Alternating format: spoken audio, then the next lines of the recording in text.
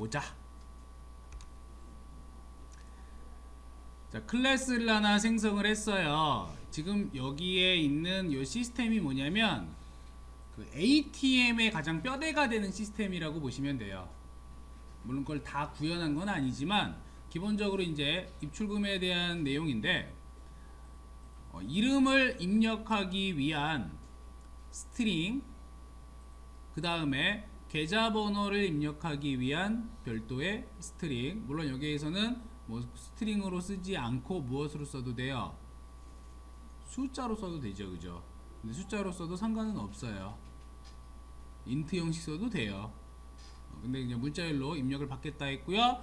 그 다음에 잔고, 계좌 잔고에 대해서 이렇게 롱 타입을 잡았습니다. 인트로 하면 안 되나요? 인트로 되죠, 그죠? 근데 굳이 롱으로 한 건 뭐냐면 계좌 잔고가 굉장히 많을 수도 있기 때문에, 많을 수도 있죠. 그렇기 때문에 21억 이상일 수 있잖아. 그래서 롱으로 한번 해봤어요. 자, 그래서 1개, 2개, 3개, 또 1개, 2개, 3개 각각 지금 계속해서 대입을 하고 있지요. 자, X에 대해서 어카운트 밸런스 마이너스 이퀄 300이니까 요거는 무슨 의미? X 어카운트 밸런스는 X 어카운트 밸런스 마이너스 300. 그 300이 빠지는 거죠. 어디에서? 어카운트 밸런스에서. 그 다음에 어카운트 밸런스 플러스 이퀄 100이에요. 요건 뭐야? 늘어나는 거죠. 그러니까 여기서는 값이 빠져나오고 여기서는 늘어나요. 입금과 출금에 대한 내용입니다. 그래서 변수 지정해 준 다음에 그 다음 바로 이렇게 한번 값의 변화를 주고, 그리고 나서 어떻게 한 거예요? 하나씩 뽑아내 본 거죠. 각각. 그랬더니 역시나 잘 된다. 복잡한 연산 부분은 어디만 있어요? 요 부분만 있죠. 여기만 연산이 들어가고 여기는 뭐가 되는 거야? 단순하게 선언부가 되는 거죠. 선언하고 초기화했고 출력했고. 그래서 가장 기본적인 형태의 구조가 되더라.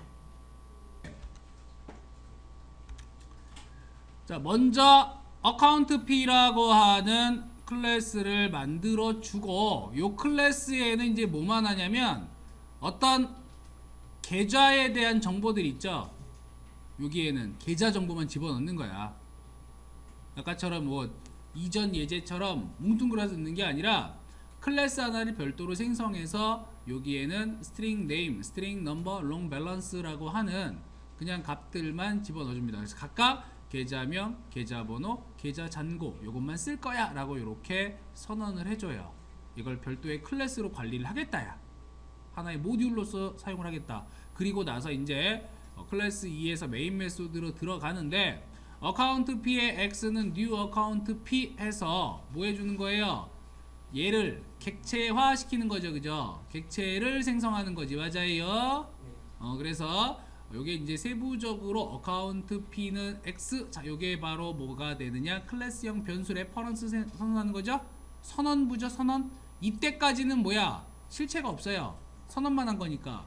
자, new account P라는 걸 통해서 생성을 하게 되는데, 이러면 실체가 만들어지는 것이고, 이때 바로 뭐가 되는 거야? 객체 인스턴스가 돼요. 요게 인스턴스. 우리는 요거를 뭐라 그래? 여기서부터 여기까지를 객체 만들기라고 하죠. 그래서 객체를 만드는 두 가지 단계라고 얘기를 하죠. 인스턴스는 어떤 관계야? 요게 바로 인스턴스가 되는 거예요. 요게 비로소 객체가 생성되는 실체. 그래서 그냥 객체 만드는 단계까지 포함을 해서 객체는 인스턴스다 라고 얘기는 하는 거예요. 하지만 엄밀히 구분을 하자면 인스턴스라는 거는 뭘 가지고 있어야 된다? 실체를 가지고 있어야 된다라는 의미에서 이렇게 주석으로 달아놨습니다. 자, 이제 이해됐나요? 명확하게. 자, 그 다음 어카운트 P Y 해가지고 new 어카운트 P 마찬가지로 Y에 대한 레퍼런스 생성한 다음에 객체 만들어 주지요. 그럼 이제 여러분들은 어떤 단계가 된 거냐면 스스로 이제 그림을 머릿속에서 그릴 수가 있는 단계가 된 거란 말이야. 이 객체에 대해서. 그쵸? 일단 여기까지 보면은 X라고 하는 뭘 만들어낸 거야? 하나의 레퍼런스를 만들어서 얘가 누굴 가리키게끔 어카운트 P라는 놈을 가리키게끔 한 거죠. 그죠? 여기에 세 가지 정보가 들어가 있잖아. 계좌명의, 계좌번호, 잔고. 마찬가지로 Y라고 하는 레퍼런스 만들어서 얘도 또 다른 객체를 생성을 한 거죠. 별도의 자료를. 지금 요거 만든 거잖아. 그쵸? 만들어서 이제 어떻게 하겠다. X라는 객체. 자, 요거죠. 요 어카운트에 name이라는 멤버에다가 X를 저장해라. X의 넘버라는 멤버에다가 1, 2, 3, 4, 5, 6 저장해라. X의 밸런스라고 하는 멤버에다가 1000을 저장해라. 스트링 롱이었습니다.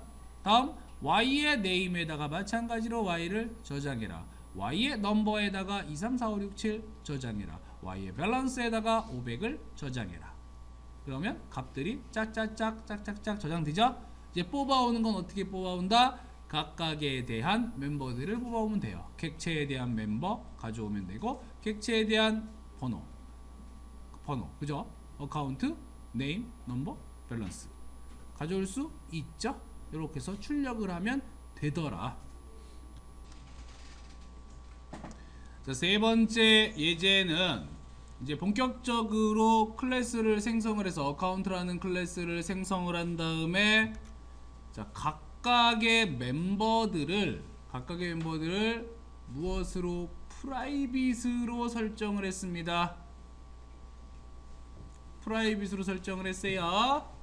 자, 이렇게 프라이빗으로 설정을 했으니까 이제 캡슐화를 사용을 하겠다 이거죠. 캡슐화를 하겠다. 그리고 나서 어카운트라고 하는 메소드를 만들었는데, 자, 이 어카운트라는 메소드를 잘 보니까 클래스의 이름과 똑같아요. 그러니까 이걸 뭐라고 한다? 생성자라고 한다. 자, 생성자라고 하는 놈은 클래스의 이름과 동일한 이름을 가진 메소드라고 얘기를 했었어요. 그죠? 리턴 타입 있어요? 없어요? 없습니다. 자, 그래서 각각 인자로 받아온 n은 name, 그 다음 넘버는 넘버, z는 발, 이렇게 저장을 시킵니다. 또 스트링에 get name, 스트링에 get number, long get 발. 자, 요게 바로 뭐예요? 요게 바로 get터가 되는 거죠. 요게 get터죠. 이름과 그 다음 계좌 번호와 그 다음 찬고를 가져오는 리턴해주지. 자, 얘는 접근 제한이 뭐예요? 접근 지정 디폴트로 한 거죠? 맞습니까? 디폴트지 아무것도 없으니까. 그죠? 같은 패키지 내에서 접근 가능하다. 맞아요? 그러니까 얘네들이 바로 뭐야? 어디에 접근하기 위한 놈이에요? 이 프라이빗 멤버들한테 접근하기 위한 놈이죠. 항상 생각해야 되는 거, 공식화된 게 있다 그랬어. 바로 뭐야? 멤버들이 프라이빗이면은 얘네들한테 접근할 메소드가 필요하다고 했잖아요. 게터하고 세터, 그죠? 그게 요 놈이더라. 그 다음에 void 디포, void with 해가지고 롱 타입의 k 값이 있는데요. 이게 바로 뭐가 되느냐? 얘가 연산이면서 세터가 돼요. 지금 두 개의 연산을 합니다. 하나는 밸런스를 어떻게 시키는? 증가를 시키는 거죠. 그죠? 또 하나는 밸런스를 감소시키는 거죠. 이 증가가 된다는 얘기는 무슨 과정이야? 입금한다는 얘기예요. 감소시킨다는 건 출금한다는 얘기예요. 즉 입금 과정이 이루어지게 되면 내가 입금 단추를 삥 하고 눌렀어. 그리고 돈을 넣어. 그러면 디포라고 하는 게 실행이 되도록 하는 거죠. 만약에 출금 단추를 눌러가 돈이 빠져나왔어요. 그러면 계산을 해가지고 잔고를 바꿔줘야 되니까 이때는 withdraw라는 이런 with라는 메소드가 작성이 되도록, 얘가 실행이 되도록 한 거야. 이중으로. 자, 이렇게 해서 어카운트라고 하는 클래스를 만들어낸 다음에 실질적으로 이 부분이 핵심 알고리즘이 되는 거죠. 연산이 들어가는 부분이, 그죠? 그리고 나서 이제 아래쪽에 메인 메소드를 작성을 해주는데, 자, 어카운트 해가지고 x는 new account x 1, 2, 3, 4, 5, 6 1000. 자, 누구에 의해서? 생성자에 의해서 바로 호출돼가지고 대입되죠. 위에 생성자를 만들었으니까 객체를 생성함과 동시에 괄호 안에다가 값을 넣어줄 수 있을 거 아니야. 순서대로. 그쵸?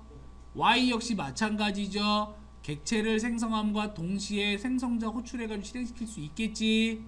그리고 나서 x.with 200 이렇게 썼어요. 그러면 200이라는 값을 가지고 어디로 올라가? 위에 있는 메소드로 슝 하고 올라가겠죠. 여기 올라가겠지. 여기로. 자, 올라가고 보니까 뭐야? 밸런스를 빼버리는 거예요. 즉 이건 무슨 과정? 200원을 출금하겠다. 자, y 디퍼 했어요. 100이죠. 다시 얘는 어디로 가? 위로 슝 하고 올라가겠죠. 그죠? 요 메소드로 가는 거니까 실행문은 잔고를 늘리는 거지. 아, 입금했구나.